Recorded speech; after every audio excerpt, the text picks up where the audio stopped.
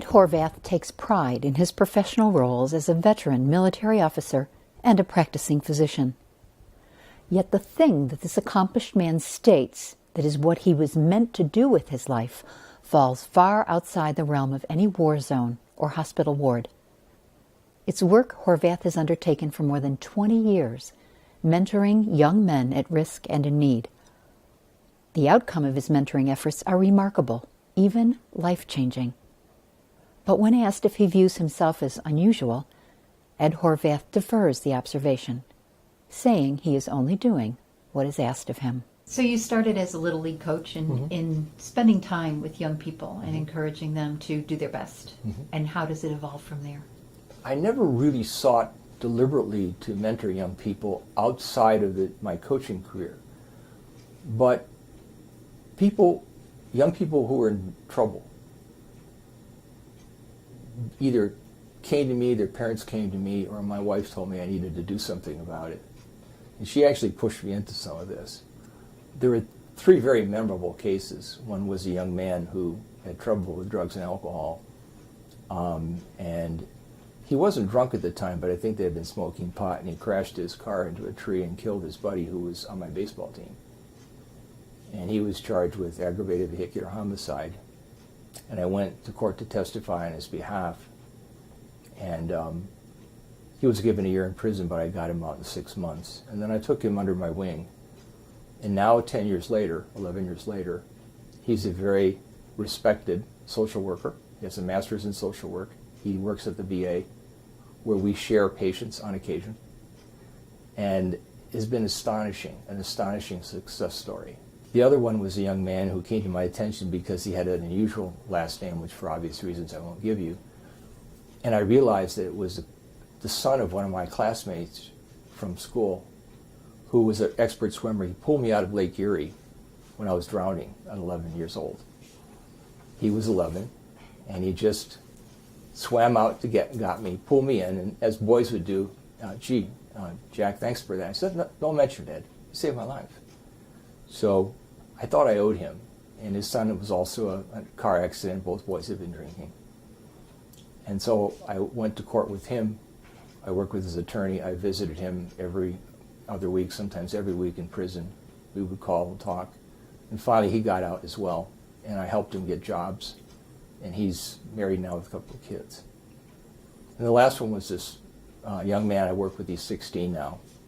He was adopted out of a Romanian orphanage when he was 17 months old and weighed 17 pounds. He could not walk or speak.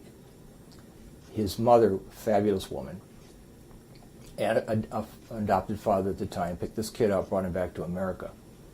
And sadly, the father left the family when the boy was 3.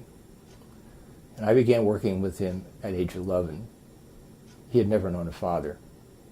My father passed away when I was in Iraq, and I came home and stopped at his mother's coffee shop here in Bay Village to get a cup of coffee. And I later learned he waited for an hour for me because he knew I was coming. And he walked up to the car and he said, Colonel Horvath, I'm sorry to hear about your father. Now, he's barely 12. Thank you, I appreciate that. And he said, you know, you and I are alike now. How was that? You don't have a father anymore, and I never had one. And it just grabbed my heart. It really did. And I turned to him and said, I can be a dad to you if you like. And he said, would you? And I said, yes. And since then, I've been his dad. When I was growing up, when I was in school, when I was in training, and I was at a crossroads, there always seemed to be someone who would appear in my life and guide me along the right path. Repeatedly, people I didn't know, physicians, teachers, doctors, military officers. And I reflected on how they had made a huge difference in my life. And I thought, you know, as I'm moving along in years, that I would do this. So when did you start coaching the baseball team? How many years ago were we Oh talking? my, that was when my sons were young. So 20 years ago, I coached for 14 years. So for 20 years, you've been mentoring young people? No, well, for 20 years, yes, counting the coaching. As a more active endeavor, it's been about the same time I was in the military. And some of the boys needed a lot of work. I mean, 2 of them are still in prison. And so I work with them, trying to get them out and get them set up. Others would come to me for a single event. They needed advice on this, they needed a letter of recommendation, they needed my counsel about a career or a life challenge. I gave it to them, and then they would go back to their lives. How do these kids find you? There's no shingle outside your house? Actually, I'm not bragging, but I'm fairly well known in this area. I am now, especially with all the media attention I've gotten over the last decade from my military service. And people in Bay Village know who I am, and they come to me, they call me.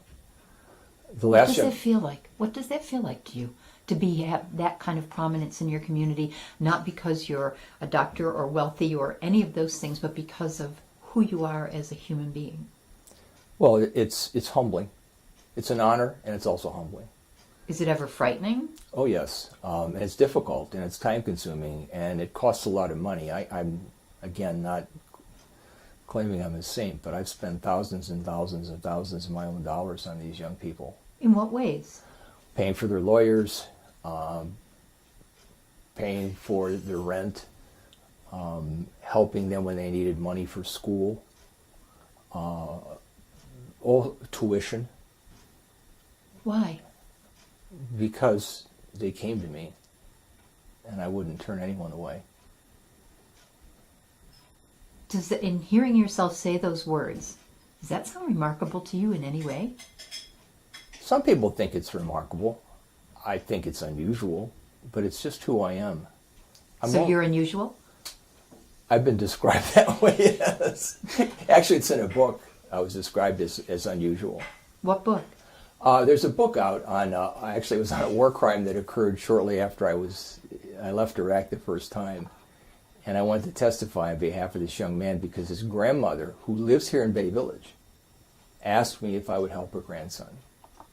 And I thought about it, I prayed about it, and I said, yes, I will. So that began a long odyssey 10 years ago of helping this young man who is still in prison at Fort Leavenworth, but who will be getting out at the end of March. And do you anticipate that he will come to find you when he gets out? Oh, he's already found me. We've had a very close relationship. I visited him several times. I went to the Army parole board many times to plead on his behalf. And the first time I went with a PhD psychologist, sociologist from a university, he and I become good friends. And so he wrote a book on this particular event, and there are several pages about me, and his opening statement was that Colonel Horvath is a very unusual and courageous person.